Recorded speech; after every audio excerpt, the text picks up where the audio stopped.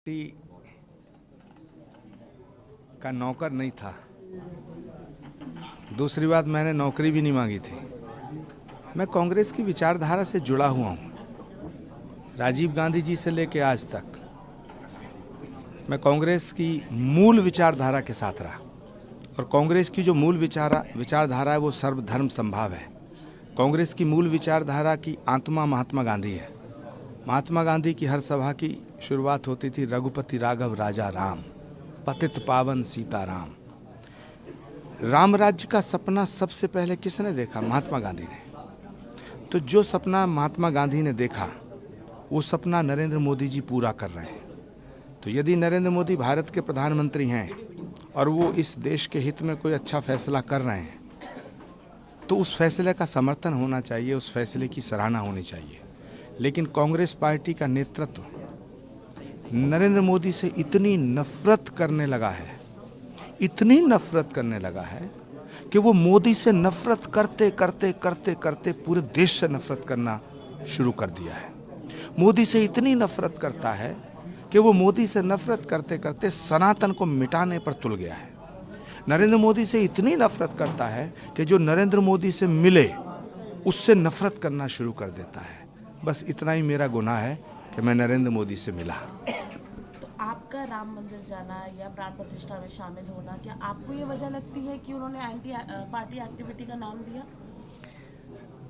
और तो मुझे दूर दूर तक कोई बात नजर नहीं आती, ये उनसे पूछिए। राम मंदिर का न्योता ठुकराना और राम मंदिर के न्योते को अस्वीकार करके चिट्ठी जारी करना, उनसे पूछिए कि भगवान राम के मंदिर की प्राण प्रतिष्ठा में जाना इतना बड़ा गुनाह है क्या? श्री कल्की धाम का शिलान्यास समारोह करना, श्री कल्की धाम बनाने का संकल्प लेना, श्री कल्की धाम के शिलान्यास में भारत के प्रधानमंत्री को इनवाइट करना, उत्तर प्रदेश के मुख्यमंत्री योगी आदित्यनाथ को इनवाइट करना, केंद्रीय मंत्री स्मृति ईरानी जी को इनवाइट करना, क्या इतना बड़ा गुनाह है कि हमारी 40 साल की तमाम तपस्या को आप खत्म कर देंगे? मैं आपसे कहना चाहता हूं, महाभारत में षड्यंत्र रचा था शकुनी ने और अभिमन्यु का वध हुआ था। उसका परिणाम ये हुआ कि धृतराष्ट्र का वंश समाप्त हो गया।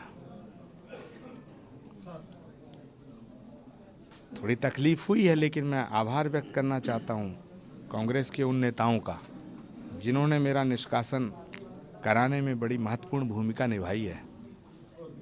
उनसे आग्रह करना चाहता हूं कि भगवान राम का वनवास 14 वर्ष का था, इस 6 साल के निष्कासन को बढ़ा के 14 वर्ष कर दिया जाए।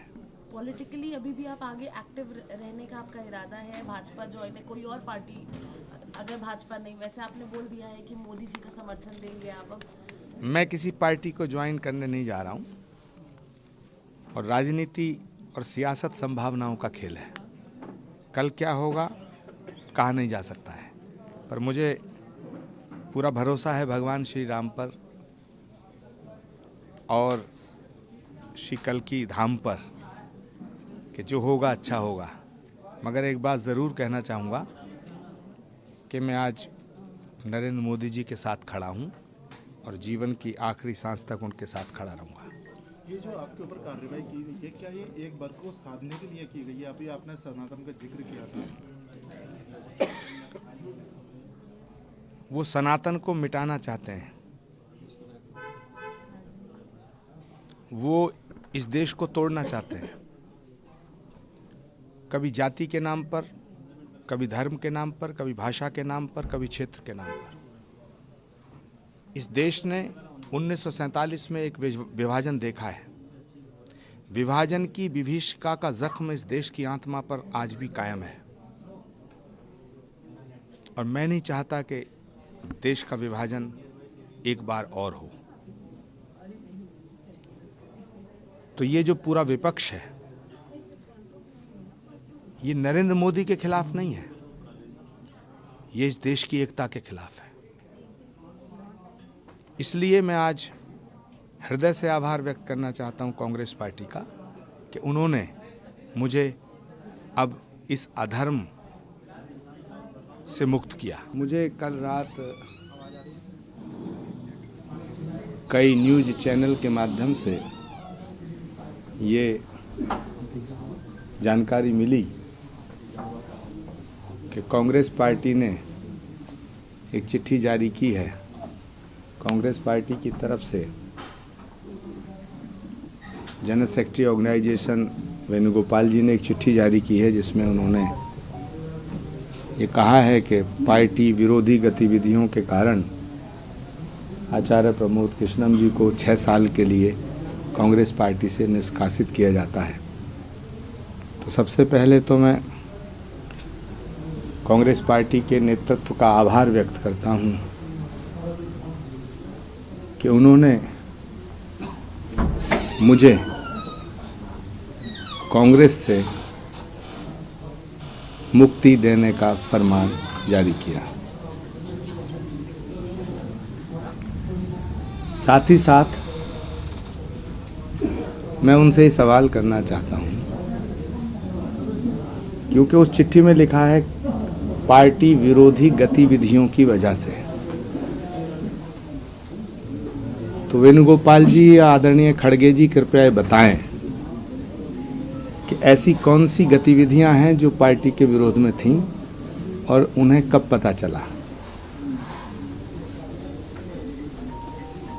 क्या राम का नाम लेना पार्टी विरोधी है?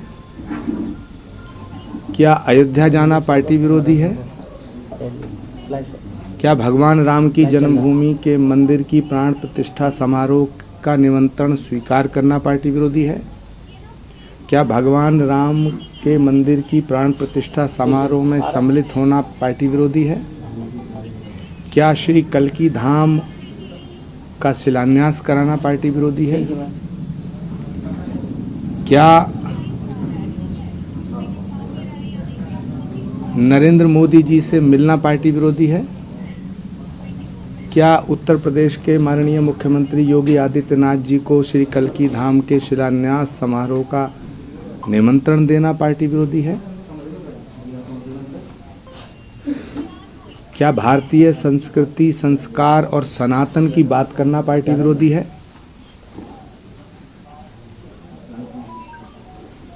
तो ये मेरे सवाल हैं जो कांग्रेस लीडरशिप से हैं, और कांग्रेस नेतृत्व को ये बताना चाहिए, देश की जनता के सामने स्पष्ट करना चाहिए कि कौन सी बात और कौन सा बयान पार्टी विरोधी है। ये मेरी मांग है। दूसरी मेरी अभिलाषा है, मेरी प्रबल इच्छा है, भगवान राम को 14 वर्ष का वनवास दिया गया था, तो एक राम भक्त को 6 साल के लिए क्यों निकाला जा रहा है? इसको 14 वर्ष कर दिया जाए।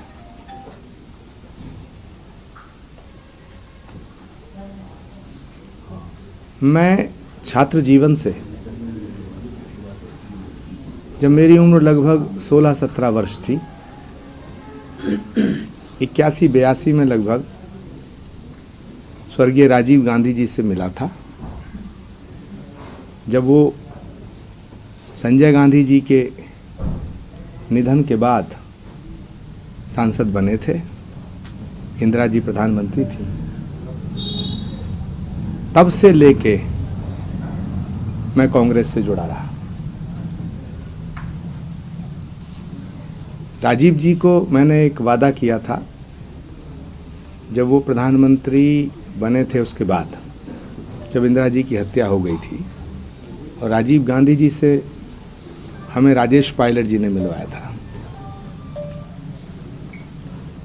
हमने कहा था कि हम आखिरी सांस तक कांग्रेस नहीं छोड़ेंगे,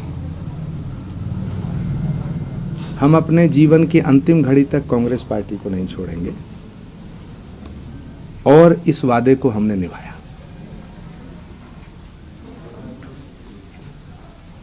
बहुत से ऐसे मोड़ आए, बहुत सी ऐसी बातें आईं, कांग्रेस पार्टी के बहुत से ऐसे फैसले थे जिनसे मैं सहमत नहीं था। धारा 370 हटाने का फैसला जब भारत के प्रधानमंत्री आदरणीय नरेंद्र मोदी जी ने लिया तो ये देश हित में फैसला था। कांग्रेस को इसका विरोध नहीं करना चाहिए था। इसी तरह 3 तलाक को हटाने का फैसला यह हमारी मुस्लिम बहनों के हक में था। इसका पार्टी को विरोध नहीं करना चाहिए था। तीसरा, जब डीएमके के नेताओं ने कहा कि हम सनातन को मिटा देंगे, सनातन डेंगू है, मलेरिया है, कुष्ठ है, इसका समर्थन कांग्रेस को नहीं करना चाहिए था। बहुत से ऐसे मुद्दे आए। एक और बड़ा मोड़ आया जब भारत की नई संसद का उद्घाटन भारत के प्रधानमंत्री जी ने किया। उसका विरोध कांग्रेस पार्टी ने जब किया, जब कांग्रेस पार्टी के नेताओं ने उसका विरोध किया तो मैंने इस बात का समर्थन नहीं किया और मैंने ये बात कही कि भारत की संसद का उद्घाटन अगर भारत का प्रधानमंत्री नहीं करेगा तो क्या पाकिस्तान का प्रधानमंत्री करेगा। इन सब बयानों के बाद, इन सब बातों के बाद पार्टी के अंदर मुझे अपमानित करने का कार्य किया जाने लगा। मैंने अपमान के बहुत घूंट पिए लेकिन पार्टी नहीं छोड़ी। कई बार मैं अपने आप से सवाल करता था कि इतना अपमान सह करके मैं कांग्रेस में क्यों हूं। लेकिन मुझे राजीव गांधी जी को मैंने जो वचन दिया था वो आड़े आता था, इसलिए मैंने पार्टी छोड़ने का फैसला नहीं किया। दूसरा, मैंने सोचा कि जो शख्स अपनी दादी, अपनी माँ, अपने पिता के साथ सुख दुख में खड़े रहने वाले नेताओं की इज्जत नहीं करना जानता, जो नेता इंदिरा जी के साथ रहे, जो नेता राजीव गांधी जी के साथ रहे, जो नेता सोनिया जी के साथ रहे, गुलाम नबी आज़ाद से लेके कमलनाथ तक, भूपेंद्र हुड्डा जी से लेकर के दिग्विजय सिंह जी तक, आनंद शर्मा तक, ये वो लोग हैं जो इंदिरा जी के साथ भी रहे, राजीव गांधी जी के साथ भी रहे और सोनिया गांधी जी के साथ भी रहे। ये वो लोग हैं जिन्होंने राहुल गांधी जी को उंगली पकड़ के चलना सिखाया। भारत की संस्कृति है, भारत की सभ्यता है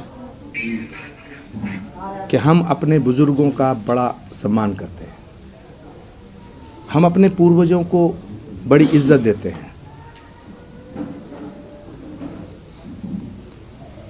मैंने सोचा, मैंने सवाल किया अपने आप से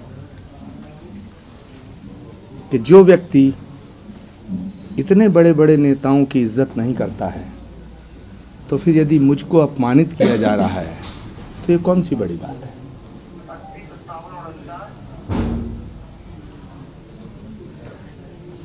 महाभारत में सारे महारथियों ने मिलकर षड्यंत्र के तहत एक निहत्थे अभिमन्यु का वध किया था।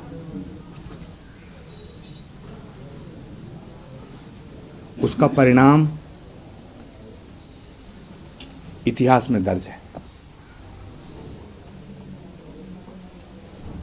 सवाल आचार्य प्रमोद कृष्णम के निष्कासन का नहीं है, सवाल इस बात का है कि वो कांग्रेस जो महात्मा गांधी की कांग्रेस थी, वो कांग्रेस जो सुभाष चंद्र बोस पंडित जवाहरलाल नेहरू, मौलाना आज़ाद और इंदिरा गांधी की कांग्रेस थी, आज उस कांग्रेस को किस रास्ते पे ला करके खड़ा किया गया है। क्या कांग्रेस में रहने का मतलब है कि हमें चमचागिरी करनी ज़रूरी है? क्या कांग्रेस में रहने का मतलब है कि हमें झूठ बोलना ज़रूरी है? क्या कांग्रेस में सिर्फ वो रह सकते हैं जो सनातन को मिटाने की बात करें? क्या कांग्रेस में सिर्फ वो रह सकते हैं जो राम का अपमान करें? क्या कांग्रेस में सिर्फ वो लोग रह सकते हैं जो हिंदू धर्म को और हिंदू आस्था को ठेस पहुंचाने का काम करें? क्या कांग्रेस में सिर्फ वो लोग रहेंगे जो हिंदुओं की आस्था को रोज ठेस पहुंचाने का काम करेंगे? मैं आपके माध्यम से ये साफ कर देना चाहता हूं कि राम और राष्ट्र पर समझौता नहीं किया जा सकता है। निष्कासन बहुत छोटी चीज है। हम अपने प्राणों को भी न्यौछावर करने के लिए तैयार हैं, लेकिन राष्ट्रीय अस्तित्व, राष्ट्रीय अस्मिता और सनातन पर कोई समझौता नहीं किया जा सकता है।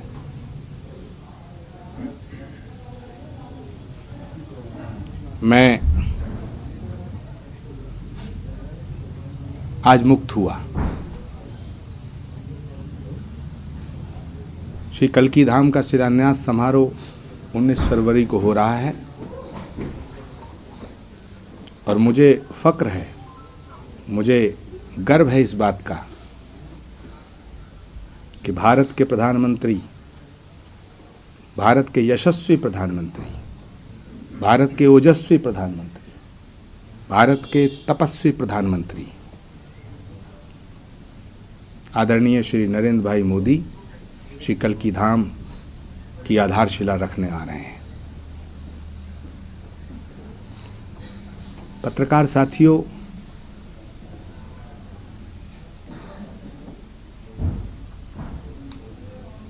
सवाल इस देश के भविष्य का है। मैं जानता हूं कि लोकतंत्र में एक मजबूत विपक्ष होना बड़ा जरूरी है, लेकिन यदि विपक्ष विरोध के नाम पर, विपक्ष के नाम पर सिर्फ एक व्यक्ति से नफरत करना सिखाता हो, सिर्फ एक व्यक्ति से नफरत करता हो,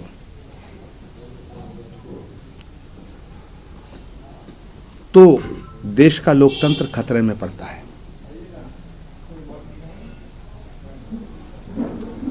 विपक्ष का अर्थ ये नहीं होता कि तुम प्रधानमंत्री से नफरत करो।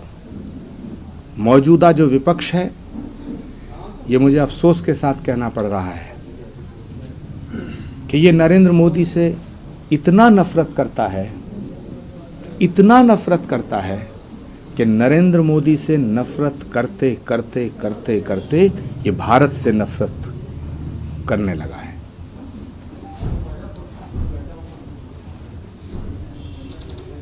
अपना दृष्टिकोण बदले बिना इस देश के लोकतंत्र को नहीं बचाया जा सकता है।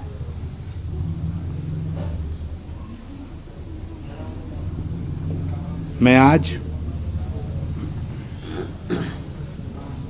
बड़े पवित्र भाव से, बड़ी पवित्र भावनाओं से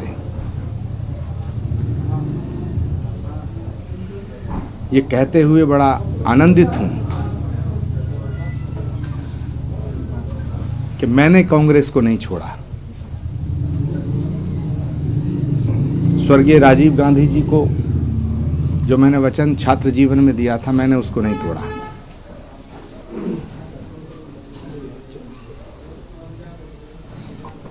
लेकिन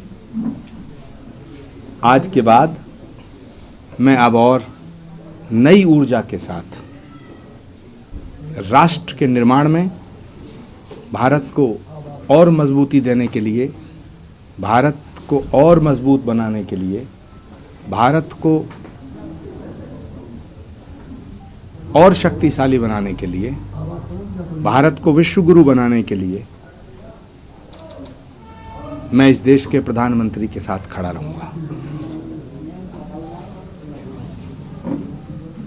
मुझे ये कहते हुए हर्ष हो रहा है कि इस देश को एक सुयोग्य, सुसंस्कृत,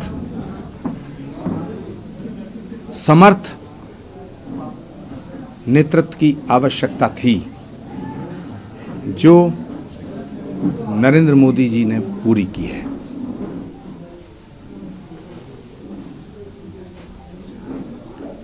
मैं उत्तर प्रदेश के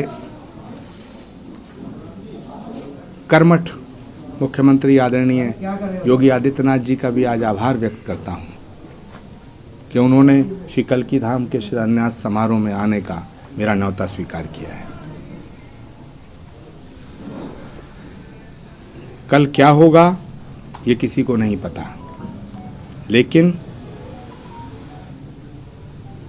मैं इतना अवश्य कहना चाहता हूं कि 16-17 साल की उम्र में मैंने जो वचन राजीव गांधी जी को दिया था वो आज तक निभाया है, और आज इस उम्र में एक संकल्प ले रहा हूं कि मैं आजीवन नरेंद्र मोदी के साथ खड़ा रहूंगा। मैंने अपनी बातों को बड़े पवित्र भाव से रखा है।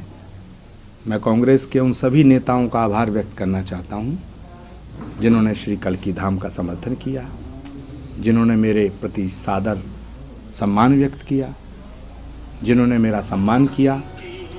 कांग्रेस पार्टी में आज बहुत मायूसी की लहर है।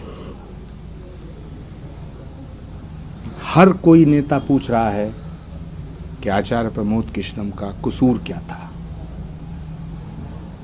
क्या आचार्य प्रमोद कृष्णम का कसूर ये है कि वो राम मंदिर के प्राण प्रतिष्ठा समारोह में गए? क्या आचार्य प्रमोद कृष्णम का कसूर ये है कि वो नरेंद्र मोदी जी से मिले?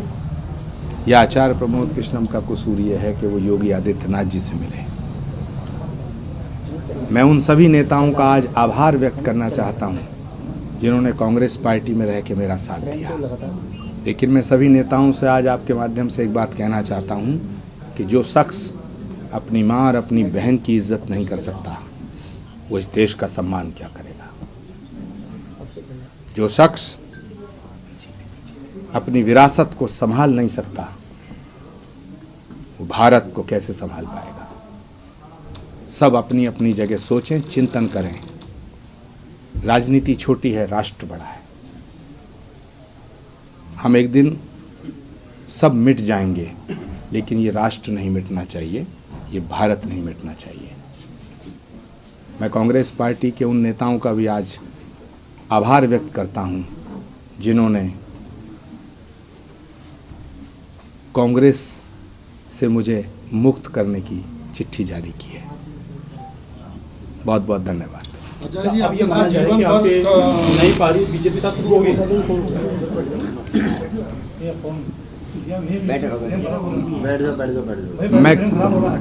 मैं कहाँ जाऊंगा ये मुझे भी नहीं पता।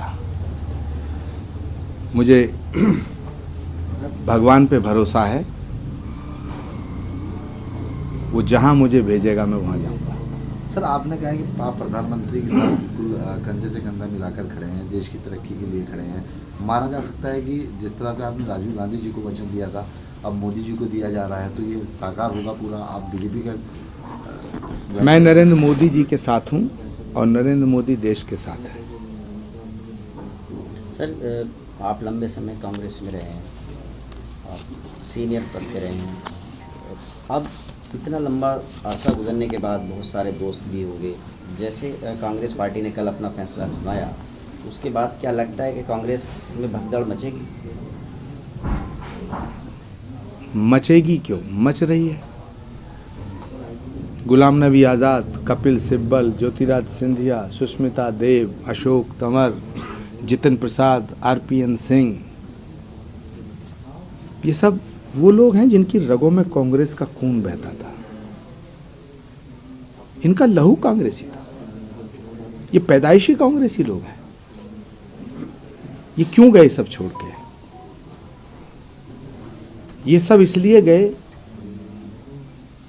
क्योंकि नेतृत्व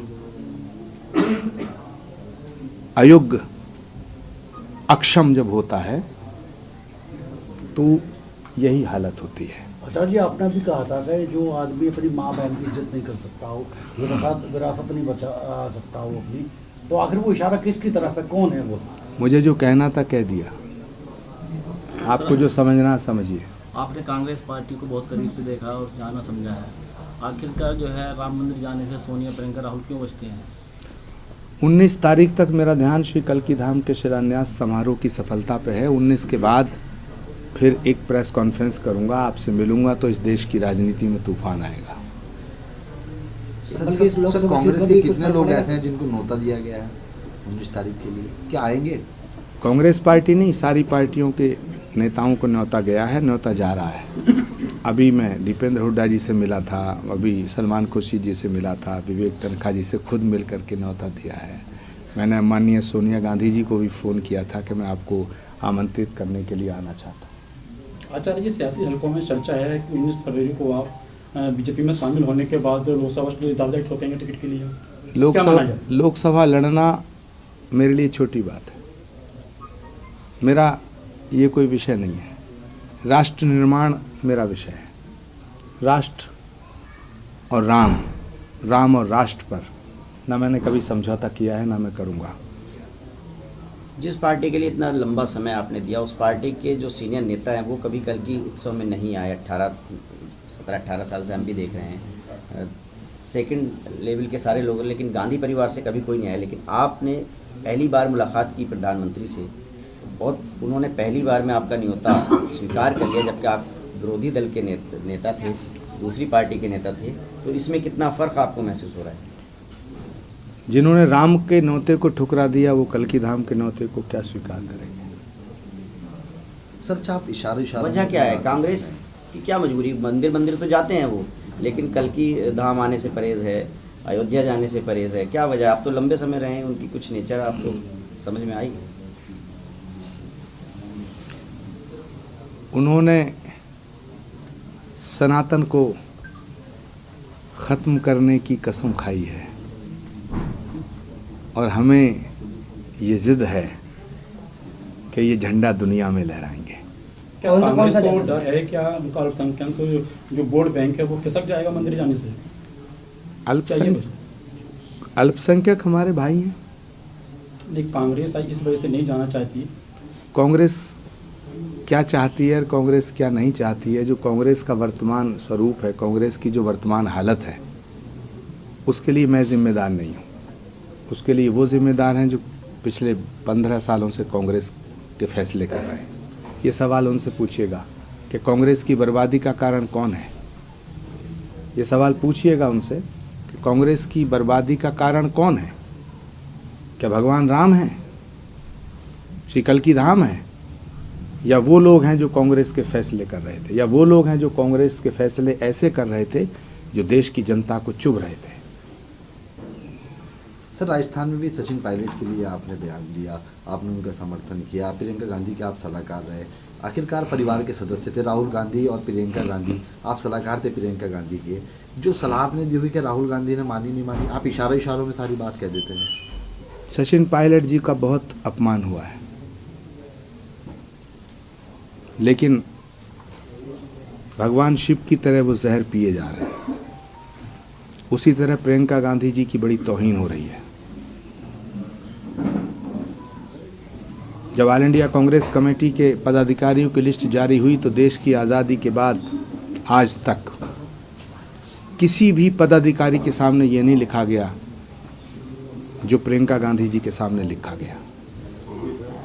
आप पूछिएगा प्रियंका जी से कि क्या वो इस फैसले से खुश हैं। उनके आगे लिखा गया कि Priyanka Gandhi general secretary without any portfolio, यानी आप जनरल सेक्रेटरी हैं लेकिन कोई काम नहीं करेंगी।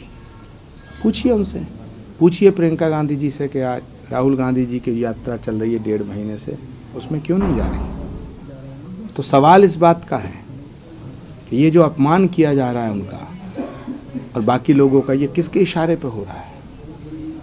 क्योंकि हमारे अध्यक्ष जी तो रबड़ स्टैंप हैं।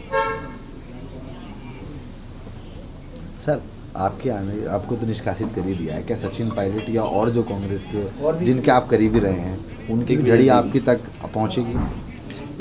सर, इशारों में नहीं बताना, खुल के बोल देना थोड़ा।